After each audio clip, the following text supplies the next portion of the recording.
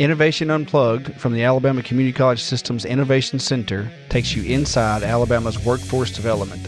Join us for enlightening conversations with community leaders and industry experts showcasing experiences, addressing key issues, and celebrating successes in the workforce initiatives across the state. Here we go again, Innovation Unplugged, a production of the ACCS Innovation Center. I'm Houston Blackwood. I get to be the workforce director for this group. Today, I'm joined by Julie Frizzell, our executive director. Hello. Yeah, and man, what a story. This guest today is quite the adventure of how he even got here.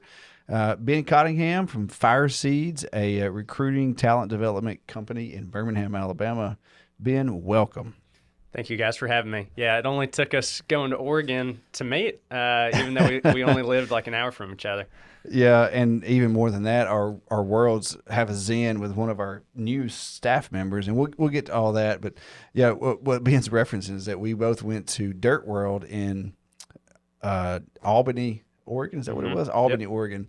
We're on the bus, and we just get to talking. It's like, where are you from? I'm like, Alabama. Well, I'm from Alabama. Where are you from? So smallest world, man. But I knew instantly, hey, we're going to invite him on the show because the story was interesting and some other features, just characteristics. I realized we need to bring that into our circle. So that's why you're here, and we're super excited. I've been when I sent the group, they're like, "Who's Ben?" I'm like, "Well, it'll make sense when you meet him." So we're good. Ben, tell us. I heard your story out in Oregon. We connected pretty well. But what is your story? Where did you come from? How did you get to FireSeeds? And then, man, we want to hear about FireSeeds and what that does for the state. Yeah, absolutely. I'll give you I guess, kind of a bridge version, but I'm actually an Alabama transplant. And I know I mentioned that to you guys, but grew up in Atlanta, came to actually play football at Sanford. That's what brought me here. And met my wife. She was a Birmingham girl and basically roped me into sticking around. But professionally, I actually started out in education here in Birmingham. Mm-hmm. And so really throughout my journey, college and transitioning professionally, I wanted to be a teacher and coach. Had a calling and pull to do that in an urban setting. And so actually taught at a private Christian school in urban Birmingham for a few years and was an assistant principal and athletic director. And basically through a crazy story of getting to touch a couple of capital projects while I was in education, serving in this administrative role, these people kept talking about how hard it was to find people. And site work contractors, civil engineering professionals, even developers that were helping us on this project just said, hey, we can never find people. We can't find good people. And in the back of my head, I'm thinking, well, I could probably do that. I could probably connect people and help you find some folks. My wife has always said, like, he's never met a stranger, and it's pretty in tune with my personality. But that's accurate. Yeah. That seed was planted, and fast forward about a year, I heard that there was a search firm in Birmingham that was doing recruitment, leadership development, and helping values-driven companies find great people. And so that caught my eye. Then I heard they were doing it in the construction and engineering space. And I said, I don't know anything about recruiting, but this is really interesting to me, and was thinking about making that transition out of education into doing something really with what my degree was in the business world. And that is very, very quickly kind of flashing forward there, but that's a little bit more just my story of how I got to FireSeeds. Wow. That's a different move from most people who are in education to go from education back now into what we call industry, right? Mm-hmm. What were your fears doing that? Great question. That is a great question. So what were my fears? Well, the first week I asked someone, hey, is sales and business development, is that like the same thing? And they're like, yes, it is. Yeah. In all seriousness, I think, I was working 70 hours a week. I loved working with vendors. I loved taking care of our vendors when I was in education. I think that the 70, 80-hour work weeks, they were really fun. We're not the kindest in terms of thinking forward of starting our family. And loved education, loved the administration world, and just getting to go to sporting events, getting to serve kids in that community, but was really just looking for something a little different. And so I think it was a huge learning curve, but at the end of the day, again, I know even you've made that transition from educational leadership. If you can build relationships with people, sometimes if you have the right mindset, the learning curve kind of starts to change once you get into it. You were dealing with students, teachers, other administrators, Yep. parents, the community, Yep. all of them. Yeah, all the above. I think that was when I was a principal. It was in a rural school. It was a K-8 on the edge of the county, and it was a tough area. That had a lot of change and a lot of unrest in the economically, and so it took about 2 years for some of the toughest cases to come around to understand why we cared about homework, why we cared about the kids being at school on time, why we cared about actions on the bus, and all the things, to the point where the parents who were calling about us and complaining early were then asking for help, before I left. And so, but it was all about the relationships and asking the right questions, but also giving that right love and coaching. And we call it training all the time. And we had a guest on a while back, and he said, you train dogs and horses. We develop and coach humans. And so thinking forward to this show, I was like, okay. And so what are your thoughts on that when you're building relationships to coach people along? Because I see that as a part of what you do. What's your philosophy, FireSeeds philosophy? And if you want to go back, tell us about FireSeeds. Because it sounds like a really neat organization. Yeah, I think in a lot of ways, I'm a teacher by trade. I love teaching people. I love seeing the light bulb moment of it clicking. And I think that's translated into the marketplace, but that's why I got into education. That's why I was a teacher, and I love coaching because I love getting to do that for my kids, love getting to do that for the coaches and other teachers I served. And, I think it's probably cliche, and this is said all the time, but people don't care what you know. They care if you care. Like they want someone that cares about them and is really going to pour out into them. And I think that's translated into the marketplace. I mean, at the end of the day, I want to get to know folks' stories. I want to get to know their values. I want to see if there's alignment there. And there's the kind of people I want to work with in the for-profit space, people that I align with their values, I align with their vision and their mission, why they exist. And to speak to FireSeeds, FireSeeds has been around for about 13 years. We are a retained search firm, and we have several practice areas. And so if you're not familiar with search firms, I'll kind of zoom out real quick. People always say, oh, man, you're a recruiter. And I tell folks, the 2 ways to kill a conversation at a party is you say you're a pastor or a recruiter, and people are kind of like, well, I'm going to go get another drink, and I'll be back. Even if you are a pastor. Yeah, even if you are a pastor. I need a drink. And so, kind of breaking through that stigma, there's a lot of noise in the recruitment and talent acquisition space, and there's a lot of people that are very transactional. They just want to move on. They'll say whatever they want to do just to try to place someone with another organization. And we take a different approach. We have built our business on, serving pretty well-known brand names like a Chick-fil-A. Chick-fil-A is probably our most well-known partner, and another practice that is dedicated to serving hospitality businesses. And so in a lot of ways, we want to work with contractors that they want to be the Chick-fil-A of construction. And we hear that a lot. These folks that really care about leadership, they really care about development, they want to have a reputation of a Chick-fil-A. And so we have a hospitality practice area where we've served 500 plus owner-operators throughout the country, financial services, Christian businesses, nonprofit.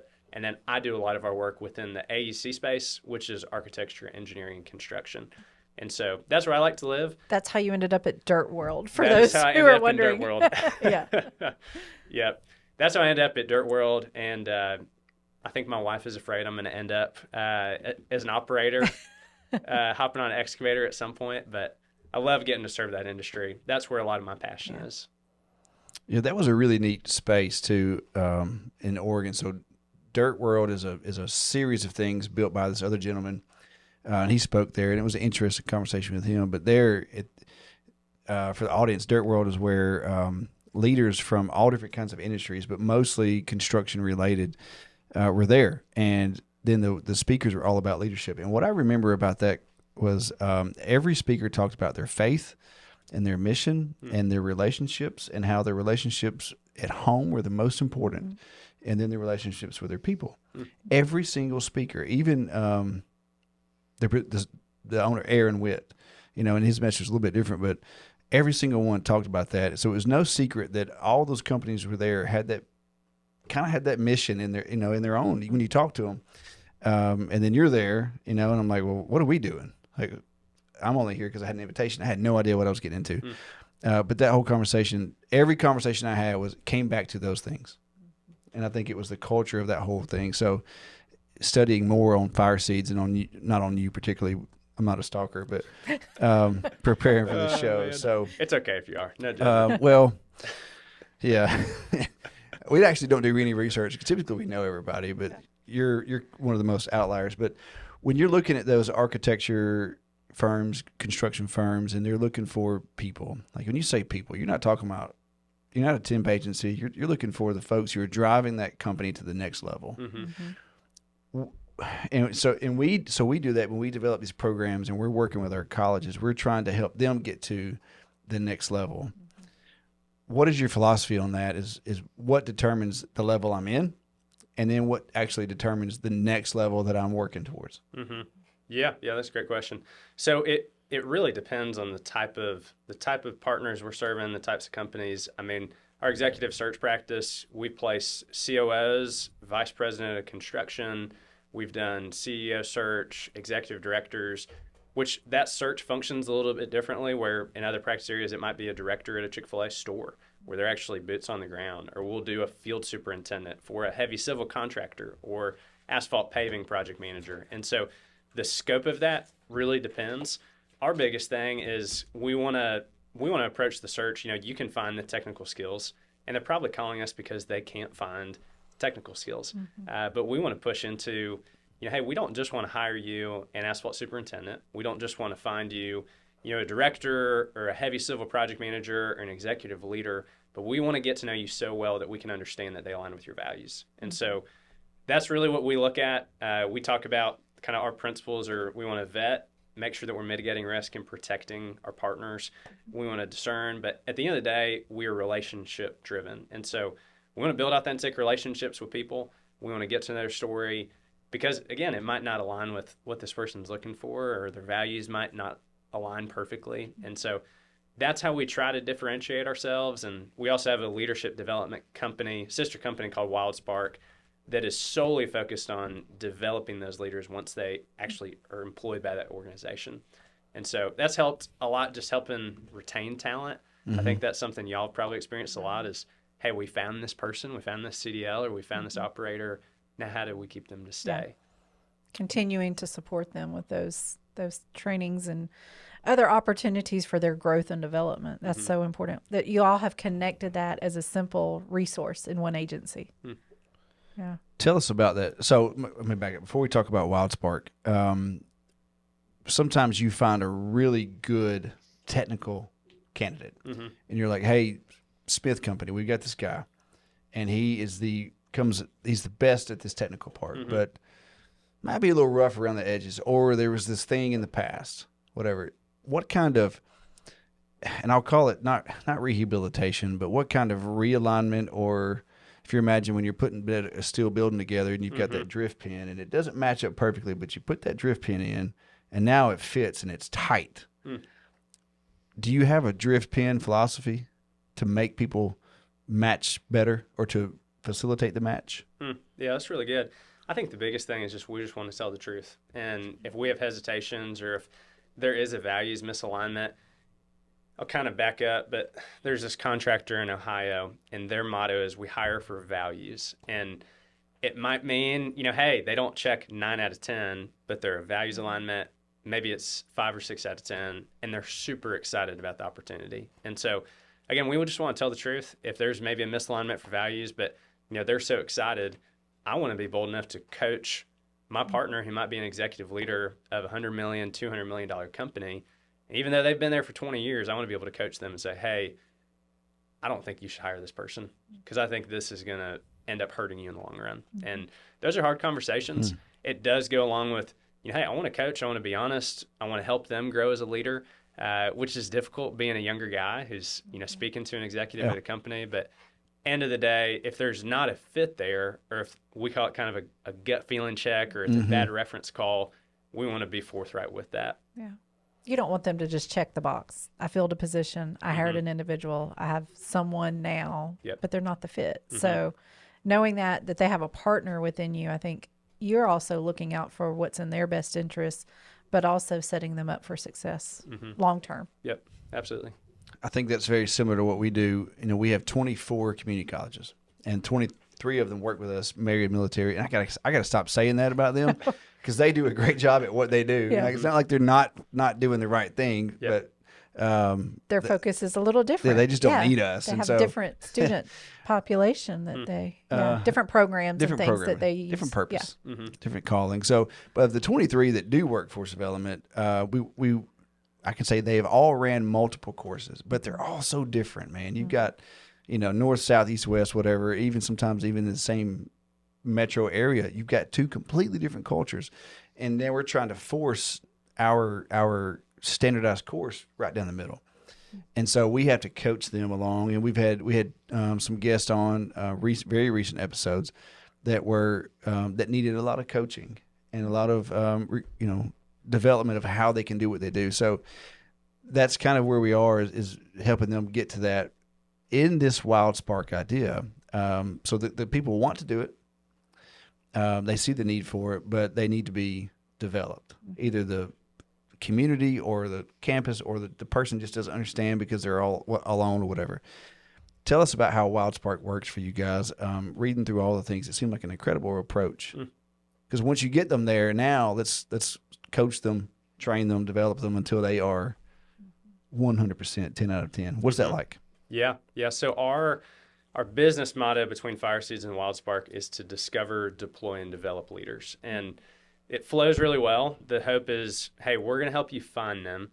We're going to launch them into your business in a very strong and powerful way. So they're going to have a huge impact.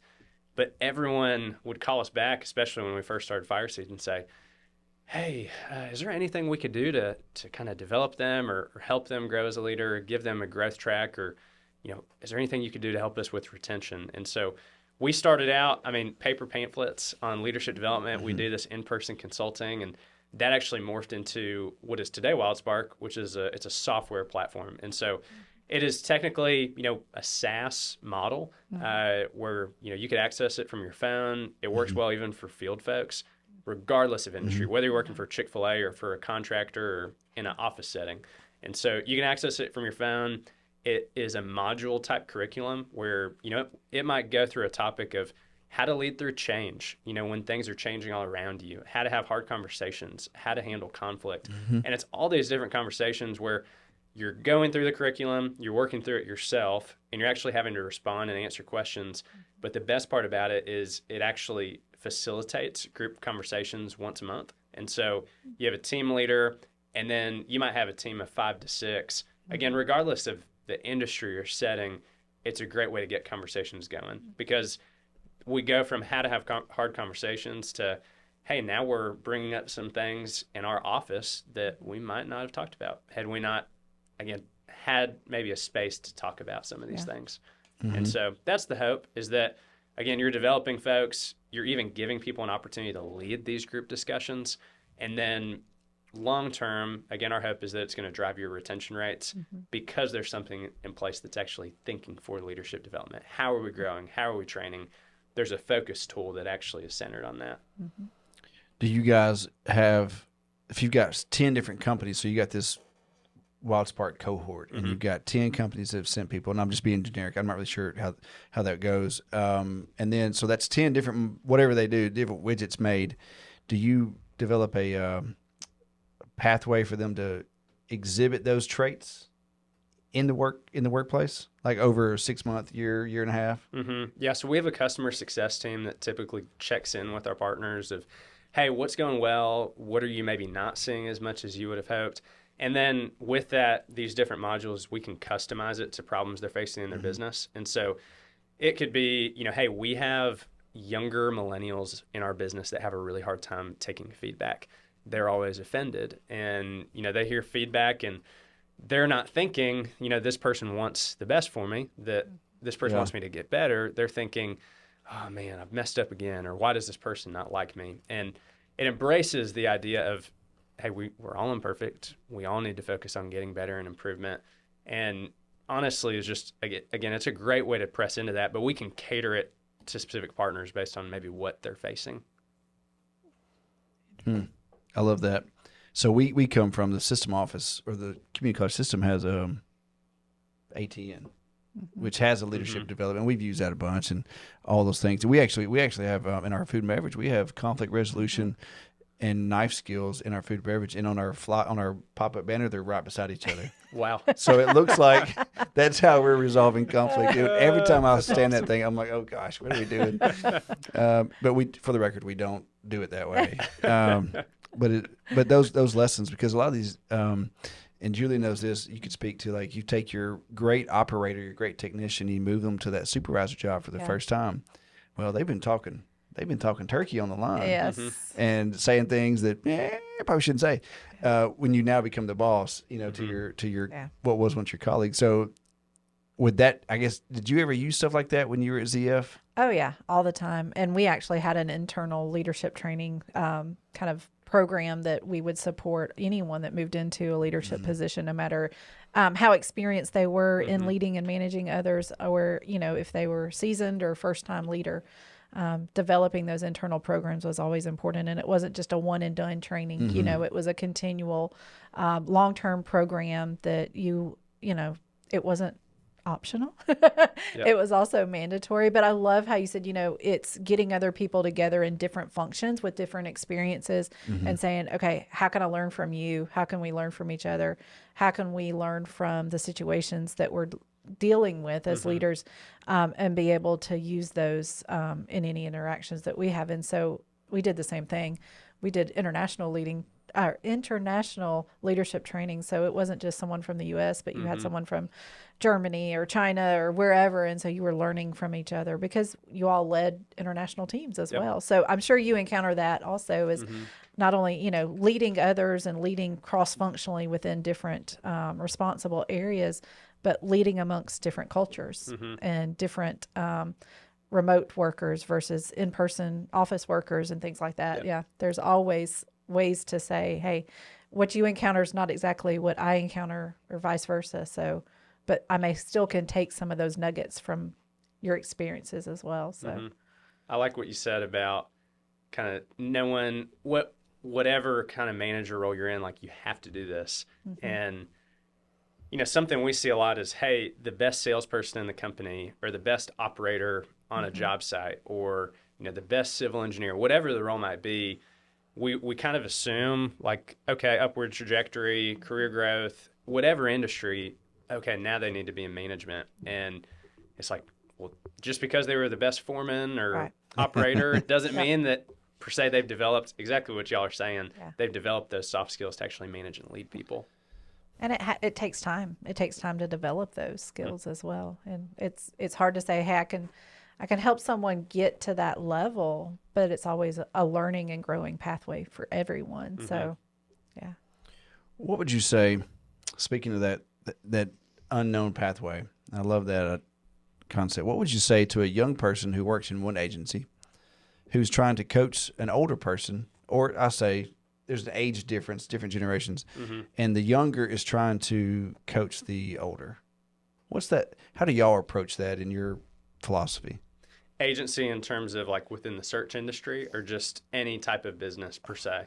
Any type of business. And I'm really thinking more of just relationships in general, because we have people of certain ages on our team that are dealing with people of different ages out in the college system.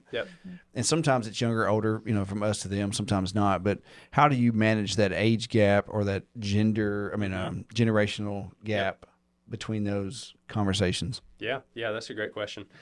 One of our core values actually at FireSeeds is 360-degree leadership. And the way we talk about it often is, we want to be able to lead to the side, we want to be able to lead down, and we want to be able to lead up.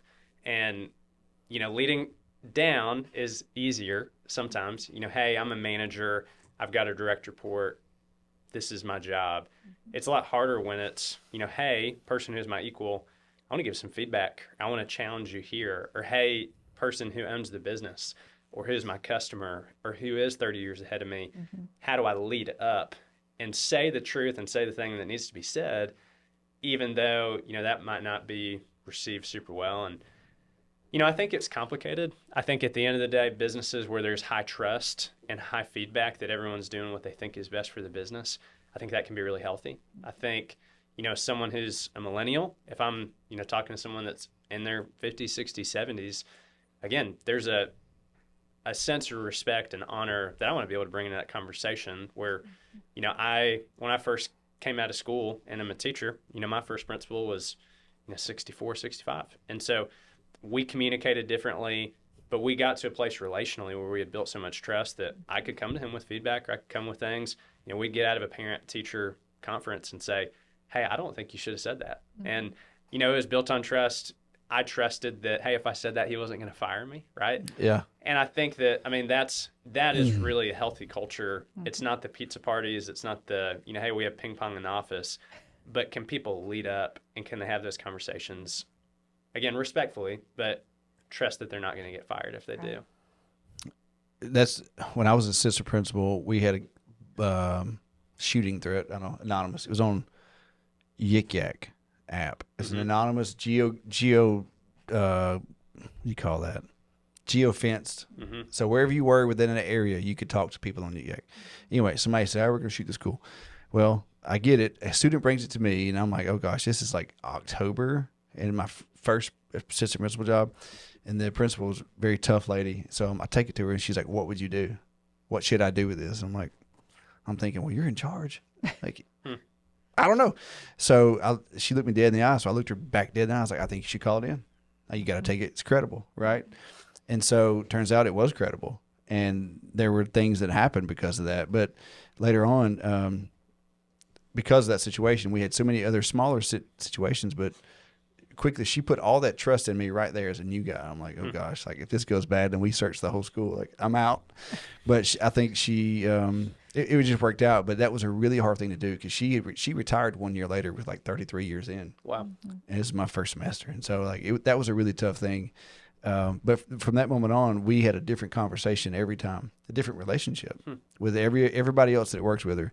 It was totally different. It just worked out. But that rings true to me. I lived that, and hearing you say it, that trust and that feedback, and just being truthful. Yeah. Making it work. I think it's so easy for managers in so many different settings of just, you come, you bring that situation from Yik Yak. Also, that's a throwback. I haven't heard that. I didn't even know what it was. That is so funny. I'm not a social media person. Oh, man. Oh, man. It's so easy, I think, as managers to, say, hey, I do it this way, or we should do it this way. And, just step in. Because, again, she had been in that industry, in that role for, 30 plus years. But what an impact, one, it had on y'all's relationship, but two, developing you as a leader to say, hey, what do you think?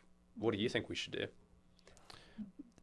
Do you remember, were you in the session out at Dirt World with JP Donnell? Mm-hmm. Remember him? Yep. So I've been hooked on his podcast. I think I'm on episode whatever. With Echelon Front. Yeah. Yep. So, and I was a Jocko fan before that, but in listening to his, he's always like, I would do some really dumb things, and those leaders, Jocko and Leif Babbitt, were like these superhuman dudes. Like, you don't want to make them mad. Mm-hmm. But he always talks about, he could go to them and be like, hey, well, I see your plan, but how would it look if we, and not that I think you're wrong, but how would it look if we did it this way?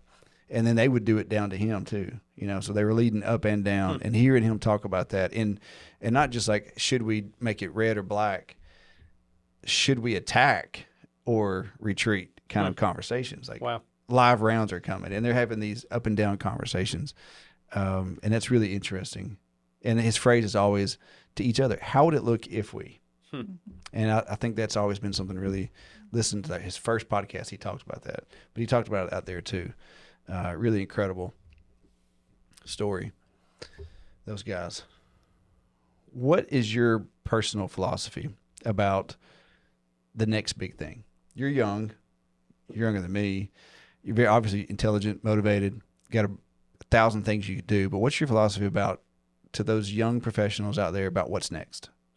They're growing, looking, wanting the huge corner office. How do they get there? How do you teach them how to get there? That's really good. That's really good. Where are you going to learn? I think is my biggest piece of advice. And again, I'm a millennial. I'm younger. Hopefully there's a lot more years to my career professionally and what's ahead. But I think, it's easy, especially, the Great Resignation, some more job turnover than, I mean, probably the last 20, 30 years as a whole. There's a crazy stat I saw the other day between 2022 and 2023. I think 51% of people who were offered a job declined or ghosted the job opportunity. And it's just, when asked why, it's like, I had better opportunities and decided to make a shift. And again, not that that's a bad thing, but I think loyalty, sticking around, putting your head down, being loyal to people, and then two, just finding people you can learn from. And, you know, I think more and more the millennials and younger people professionally that want to set themselves apart, that want the corner office, they're not asking the questions, why aren't you pouring into me, manager? Or I'm not getting enough, you know, development. They're going out and finding it. And, you know, aggressive learners, people that want to learn, people that want to be coached, just set themselves apart. And I don't think you have to be the smartest in the room, but, you know, where are you going to learn the most? And that's how I think about things. I don't want to, you know, I don't want to cap out. I'm young. I hope there's a higher ceiling for what's ahead. But especially being a former educator and someone that just loves learning, I want to be where I can learn. And I believe that, you know, where I learn the most, I'll probably have the most professional opportunity, which will probably result in the most financial opportunity. And so, again, that's not my driver, but if, you know, 23, 22, 18-year-old kids saying, where should I go? Find somewhere, be loyal, stick around, and find people you can learn from. Great advice. What do you see among the people you recruit? And is that the word to use? Mm-hmm. Yeah. Recruit. So you're a company out there and they're saying, hey, we need this candidate, and you're recruiting. What are the biggest questions right now that people are asking about? Why should I take this job? Why should I move from place A to place B? Mm-hmm. How is this going to affect my career track? What are the questions those folks are asking? Because here's why I ask that. We have a ton of people who come into our courses and through our colleges from all different categories. Mm-hmm. Like, we had some crazy stories this morning and crazy stories on the show, but some are professional, some are not. Some don't even have a high school diploma. Mm-hmm. Some are just got out of incarceration. Mm-hmm. So what are those questions that they're all asking about how to find their next thing? That's great. Yeah, we see a whole scope of questions and responses when we're building relationships with people. And, you know, I hate to say, I think for good or for bad, probably the most common question is, you know, how much does it pay? How much can I make? And those are great questions. We don't work for free. I don't work for free. Y'all don't work for free. But I think it's the wrong question. And again, it kind of shows where your priorities are. I think, you know, the highest caliber candidates, I'll give y'all an example. Mm-hmm. We did an executive search this year for a civil contractor. It was a vice president of civil construction. Did a really long pre-search process trying to build out the ideal profile of the person we were looking for. And we connected with an awesome candidate. He was in that role for a similar company, and he had been with his company for 31 years. He co-opted with them in college. Wow. And so he had never known anything different. And, you know, he was content with where he was at, but his biggest question is, you know, where do they want to grow? And what's the upside? How can I help?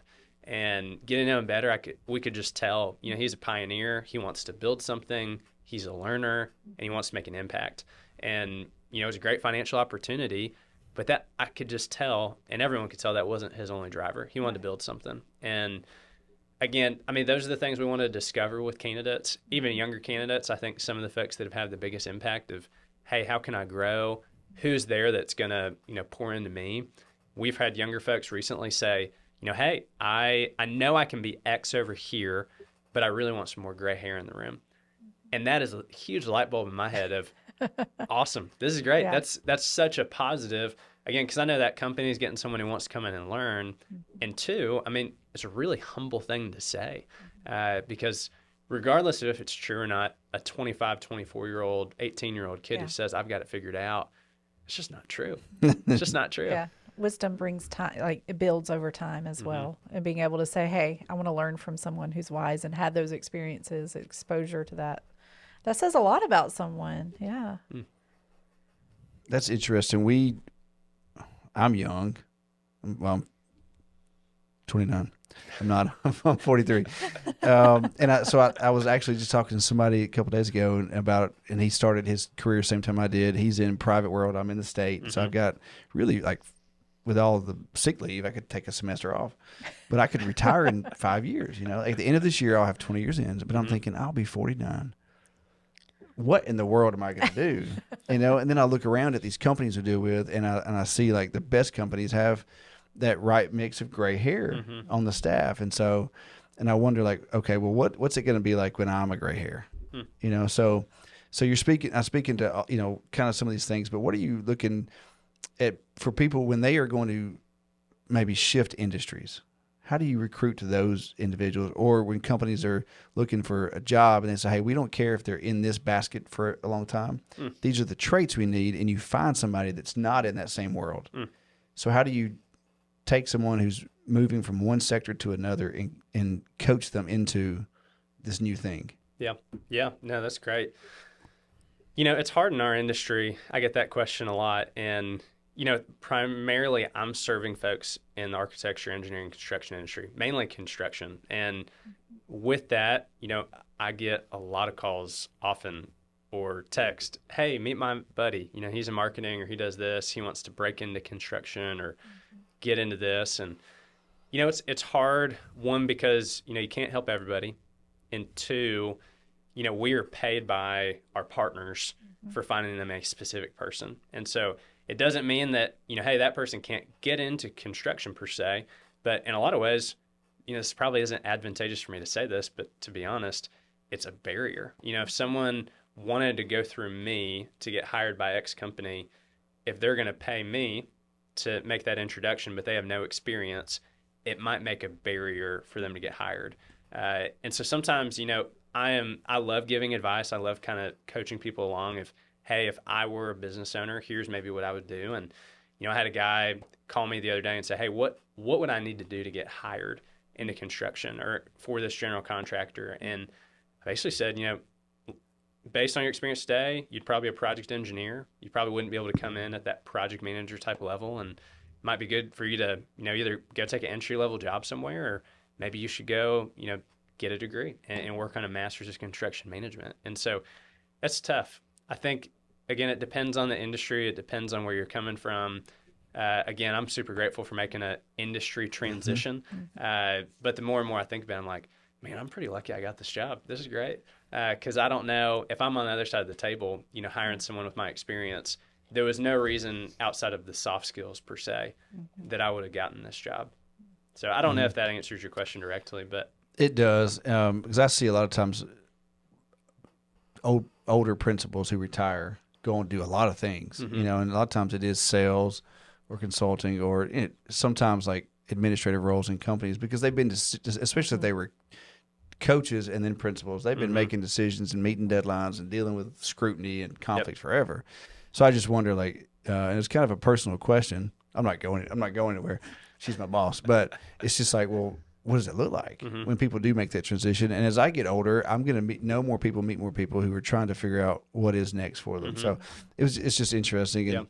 And obviously you have to have certain skills, knowledge, whatever, degrees, but it's just an interesting thing for me because I'm in that season of life. Kind of thinking, do I go home and fish all the time or do I go get something else? And so fishing every day also isn't too bad. Well, that's what my son and husband would say for sure. That's awesome. It's interesting. We've seen there's actually a company, Hoopaw Grading, that's up in Charlotte. Yeah, that was at they were there. I remember them. And I was talking to their training and development leader, she's really building out all their training curriculum for like field employees, new employees, just totally changing the way they think about learning and development. And she was a middle school principal for 20 years, maybe elementary principal. But again, I feel like the sky's the limit in terms of opportunity.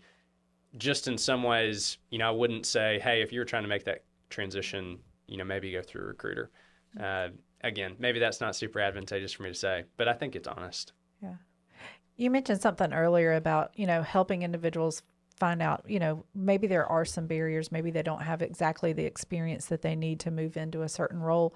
What do you say to those individuals? Like, here's some programs that we're working with certain colleges in the state, or our 2-year college system is obviously, we're part of the community college system, but to help someone find, where do I bridge that educational gap? What are some things that you all do to help point them in that direction? And I say that to say, with the Innovation Center and what we do on a daily basis is try to figure out how we build those trainings to fill those gaps. And we've actually heard from many organizations across the state, some of our state associations, that there is a skills gap.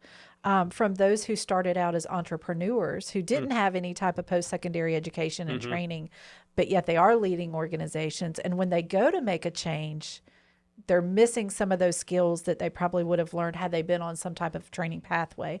So how through the Innovation Center, we're always open to ideas and how do we fit the training needs within our state? What are you seeing right there in that realm that you could say, hey, Innovation Center, here's some things that I'm seeing as a recruiter because I'm serving the needs of businesses across not just the state, but the nation.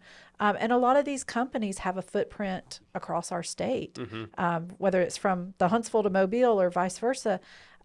We have many construction companies, even per se, that they don't just serve in the state, but they send their crews out to other states to work as well. But what are some of those gaps that, from a training aspect? I know you said y'all are doing a lot of the leadership training, but what are some of the other things that through programs like the ACCS Innovation Center, we could say, hey, that may not be something that exists, but, based on the resources and the way that we can build curriculum is something we could look at? Yeah, that's a great question. I think in a lot of ways, if let's say I'll stick to construction because, again, that's how we met and that's where I spend a lot of my time. But, if I wanted to go work for a heavy highway contractor, I have no experience. I don't know how to work a dozer. I don't know how to work an excavator, skid steer. There's no reason that they should hire me. I think, one, y'all have done a great job in terms of thinking through, how do you get someone that's never touched it to be competent, to at least get hired, and then from there, taking them through the training. I think it'd be advantageous to think through a step further of, hey, if I didn't want to get in the field, if I didn't just want to go to the field and become an operator and then become or a laborer or a foreman or whatever that looks like, I want to be in the office. I want to work and be a project manager and estimator. What kind of programs could we put in place to help someone transition that, maybe has been an accountant that, again, we could actually have some sort of strategic initiative of, hey, you take these 3 or 4 training programs on construction management and, 2 of these are a field internship. And so I don't know what that could look like, but I think more and more as the construction industry faces more of a workforce development problem where over the next 10 years, you're going to have 40% of the construction workforce that retires. Right. How do we try to bridge the gap for, there's going to be a demand. With that's going to come more financial opportunity for a ton of people. I think you're going to see college education more or less for 4-year degrees. Again, there's still a ton of value in it, but it's not the only way. Right. And so how can we try to solve that problem by providing more opportunities for folks that maybe have experience already? Yeah. That's it. That's a really good answer. Did you say 40% of the construction workforce is going to be gone in less than 10 years? I believe it's the next 10 years. By 2034, and I don't know how updated those numbers are, but last I saw, I believe that's, subcontractors to commercial general contractors, there's just a huge gap. And you've got a lot of gray hair in the construction industry. And the demands for infrastructure, demands for even private work is just continually growing. So I'm going to follow up that statement with a question. So we serve with Skills for Success. We serve industries, so incumbent workers. We serve incarcerated populations, open enrollment, whoever's out there. We also serve a lot of K-12, high school sophomores, juniors, seniors. And so you'll have students who have taken, juniors and seniors who have taken skid steer, dozer, roller, excavator. And maybe they're not an expert in any of it. They aren't an expert in any of it, but they know that they like it.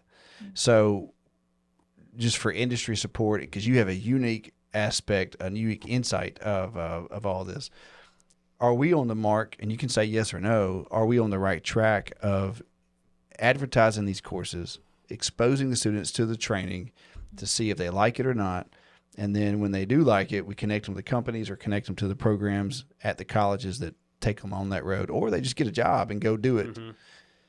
Do you see that as beneficial to that 10-year cliff that we're screaming towards? I think that, you and Chris talked about this a good bit at Knife River at the Dirt World Conference. And, in a lot of ways, Alabama's not been on the forefront for so many things, but it seems like more and more y'all are on the forefront of this. I mean, y'all are leading a charge in the state that's truly unlike, what we're seeing in so many states around the country. And so, yes, I think my answer would be absolutely yes. And we talked about this a while back, but the goal is not to say, hey, this is for you, because it's not going to be for everybody. Not everyone wants to work in construction, or not everyone wants to go work in food and beverage or be a CDL, but giving them the exposure to just answer the question, do you like it or not? And if you don't, that's great. You don't. But if we're not exposing them to it, then they're not going to know. I think with that, there are a few contractors, C.W. Matthews in Atlanta, Strack in Atlanta, have done some super unique things in targeted focus for recruitment of high school kids. And again, it's just posing the question, do you like it or not? And I think the more and more we can get it in the classrooms and get principals on board, even from my background working, again, in urban education with Sydney Solon, who now works with y'all. That's right. Sydney and I helped a lot of students get into the lineman program with Alabama Power that exposed them to a great opportunity where I've got a 19-year-old kid coming back in my room saying, Coach Cottingham, I'm making $70,000.